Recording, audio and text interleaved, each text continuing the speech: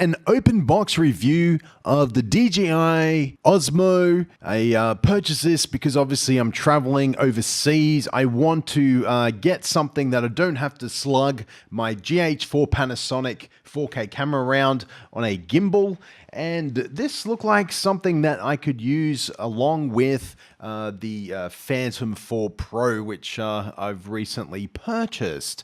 So I want something that I can obviously film in the air as well as film on the ground and integrate the two cameras together to have a seamless shot. Now, the good thing about the Osmo is it is a 4K camera.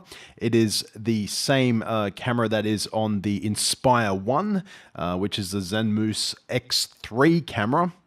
Now, this camera is quite sharp. I'm very happy with the way the gimbal works and very happy with the way the product is both versatile and something I can pack and just throw into my bag and have with me at all times. One thing it does do, it's very similar to all other gimbals, and that is when you're walking, you want to try and bend your knees so that you don't get that walking, bobbing up and down feeling to the camera, which you can see in some of the test footage that I shot with this. Now, all I'm doing at the moment is just opening up the box, seeing what's in there, and then I'm going to show you guys at the end just some test footage. I'm not going to get really in depth with this review slash box opening video. Sort of just something I just wanted to show you guys. I am going to do some filming in America, and obviously I'll do a better review on it. One thing I did find out, just based on the standard microphone that it comes with, it does come with this little microphone that you can put onto the front of the DJI Osmo.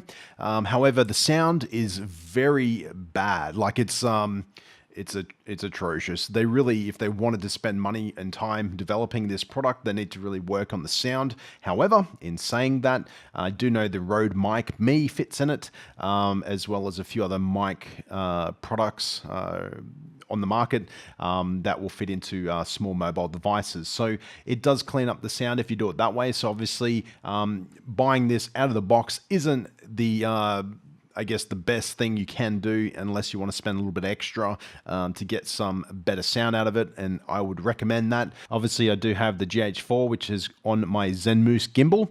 However, again, I wanted something so I could cut it together with my Phantom 4 Pro for Odyssean, which I'll be starting to do some tutorials on shortly. So if you want to become a Filmmaster subby, it's pretty simple. You can subscribe to the channel, like us on Facebook and or on Twitter. And until next time, don't just film it, master it.